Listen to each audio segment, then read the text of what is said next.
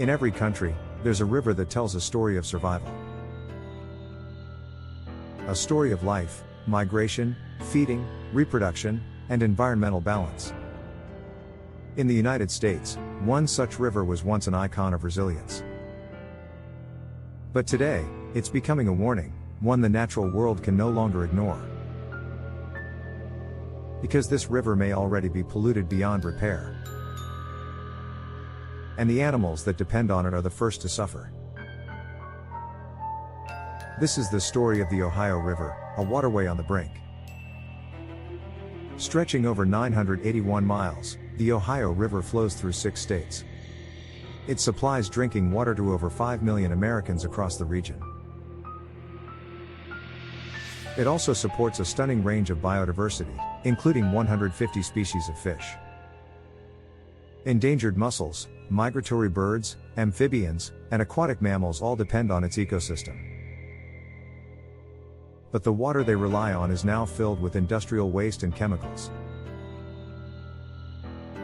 And decades of unchecked pollution have made recovery increasingly unlikely. The river's decline began more than a century ago. Steel mills, power plants, paper factories, and petrochemical giants lined the banks. With few environmental regulations in place, they dumped waste directly into the water. Heavy metals like mercury, arsenic, and cadmium sank into the riverbed. Carcinogens, solvents, and oil products created chemical cocktails that killed on contact. And even after laws like the Clean Water Act were passed, enforcement was weak. Many companies continued polluting, legally or through loopholes and inconsistent oversight. Today, the Ohio River is considered one of the most toxic rivers in America. It regularly tops national charts for industrial discharges of chemicals into water. In some stretches, levels of pollutants exceed safety guidelines by more than 10 times. Fish caught in these waters often contain mercury far above safe consumption limits. Pregnant women and children are advised never to eat fish from certain zones. And for the wildlife that lives in the river year-round, there's no escape. The first victims are always the smallest. Microscopic invertebrates in the mud die from constant chemical exposure. That loss ripples upward, fish larvae starve, larger fish fail to thrive. Benthic feeders like catfish and sturgeon ingest contaminated sediment with every bite. Their lifespans shorten, reproduction slows, and entire species begin to vanish. Freshwater mussels, some of the rarest and most important filter feeders, are also collapsing. They purify water naturally, keeping ecosystems clean and oxygen-rich. But now they're absorbing years' worth of poisons, leading to mass die-offs. Without mussels, water quality declines even faster. And without small fish and clean sediment, birds and mammals suffer too. Great blue herons, otters, and beavers, all reliant on clean water, are disappearing. Pollution builds in their tissues over time, leading to neurological and reproductive harm. Even animals upstream, previously considered safe, are now showing contamination signs. Because pollution doesn't stay in one place, it travels, invisibly and constantly. And it's not just chemicals. The Ohio River is now full of microplastics, found in every tested sample. These plastics come from packaging, clothing fibers, tires, and broken down debris. They are eaten by plankton, insects, and small fish, then move up the food chain. Turtles, frogs, and waterfowl ingest them accidentally and die slowly from starvation. Birds feed their chicks plastic particles, mistaking them for fish eggs. And larger predators, including humans, are unknowingly consuming plastic with every meal. The problem is growing faster than we can measure it.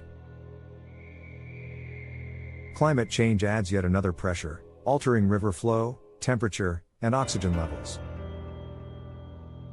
Hotter summers cause algal blooms, which kill fish in massive numbers. Floods stir up old sediment, releasing decades-old poisons back into the water.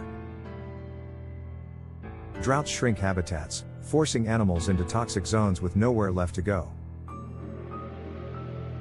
The Ohio River is collapsing, not with an explosion, but a slow suffocation. So what happens to wildlife when a river reaches the point of no return? They don't just die, they move, adapt, or vanish quietly. Species that can migrate leave the river for cleaner habitats. Others that cannot adapt quickly enough go extinct without being noticed. Entire food webs fracture as each piece quietly disappears. And the damage spreads, because rivers don't just serve animals. They serve people, agriculture, recreation, and the nation's economy.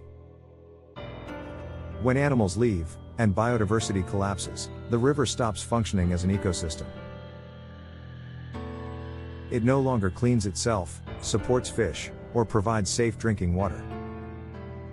And that breakdown affects everything built around it: farms, fisheries, tourism, and communities. So what can be done when a river is polluted beyond repair? Can we truly save something this far gone? There is no easy answer, but pretending it isn't happening is worse. Cleanups are slow, expensive, and politically difficult. But restoration must begin, starting with the sources of pollution. We need stronger regulations on industrial waste and mandatory toxic discharge reductions. We need to hold polluters accountable with real fines and remediation efforts. We need to invest in green infrastructure, buffer zones, and wetland restoration. And we need to stop treating rivers like sewage lines, and start treating them like life sources. Because if we lose the Ohio River, we don't just lose wildlife. We lose one of the most important arteries of American ecology and culture. We lose a living system that has nourished millions of lives over centuries. And in its place, we leave behind only memory, poison, and irreversible damage. The wildlife is already leaving.